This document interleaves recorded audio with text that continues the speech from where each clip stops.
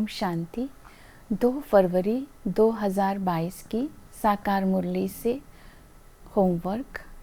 आज की मुरली से स्वमान लेंगे, मैं विश्व कल्याणकारी आत्मा हूँ, अर्थात सर्व खजानों से संपन्न, बेहद की दृष्टि और वृत्ति रखने वाली।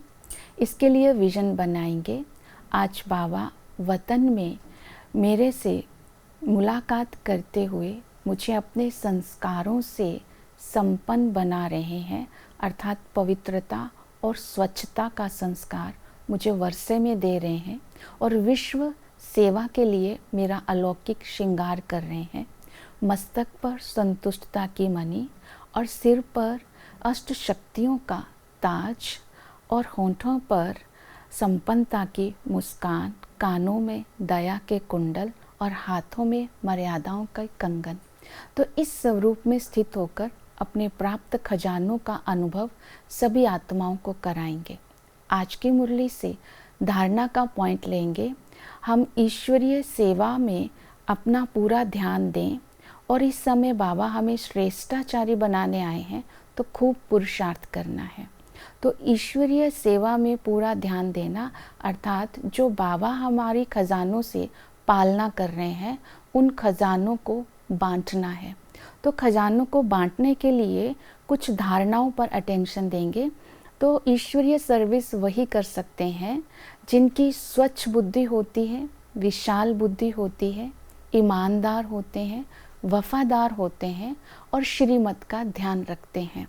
तो स्वच्छ बुद्धि उन्हें बोला जाता है जिनके अंदर पवित्रता की शक्ति होती है, और विशाल बुद्धि अर्थात बेहद की बुद्धि, दिव्य बुद्धि, जो हर संकल्प, बोल, कर्म तीनों कालों को ध्यान में रख करके करते हैं। और स्वच्छ बुद्धि और विशाल बुद्धि बनने की विधि है। विशाल बुद्धि तभी हम बनेंगे अगर हम अपने को आदि स्वरूप को याद रखेंगे। आदि स्वरूप की स्मृति से दिव्य गुण अपने आप ही आत्मा के अंदर आ जाएंगे। तो दिव्यता के आधार पर कर्म होंगे। और स्वच्छ बुद्धि के लिए अपना अनादि स्वरूप को ध्यान में रखेंगे। जब निराकारी स्वरूप हमारी स्मृति में रहता है तो पवित्रता के संस्कार स्वतः ही आत्मा के अंदर आ जाते हैं। वफादार बनने के लिए बाबा के साथ सच्चाई, सफाई कितनी मेरी है ये चेक करेंगे। हर संकल्प तक की सच्चाई, सफाई मेरी हो, तब हम वफादार कहलाएंगे। अर्थात सपूत बच्चे जिनका संपूर्ण समर्पण होता है, साधन और पदार्थों को कोई भी आकर्षण ना हो, तो उन्हें बोलेंगे वफादार। तो इसी तरह फरमानबरदार उन्हें कहा जाएगा जो सूक्ष्म में भी श्रीमत पर चलते हैं और स्थूल में हर फरमान का पालन करना उनके लिए सहज हो जाता है। तो इसी तरह इसका आप अपने अंदर धारणा करने के लिए आज बाबा ने विधि बताई है, याद। तो याद के लिए देही अभिमानी होकर के बाबा के यथार्थ रूप को पहचान करके बाबा की महिमा को अपने जीवन में उतारना है। मीन्स बाबा पर निश्चय रखना है, यही रिगार्ड देना है। तो इसको स्मृति में रखेंगे।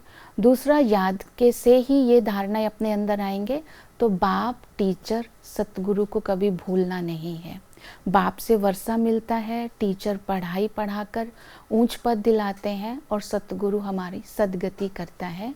तो ये धारणाओं से हम ईश्वरीय सेवा करेंगे। तो इससे प्राप्ति ये होगी कि हमारे ऊपर कोई भी ग्रहचारी नहीं आएगी। जिसकी भी सेवा करेंगे वो हमसे संतुष्ट रहेंगे और हम भी संतुष्ट रहेंगे। पवित्रता की धारणा हमारे भी होगी और जिनकी सेवा करेंगे उनकी भी होगी। ओम शांति।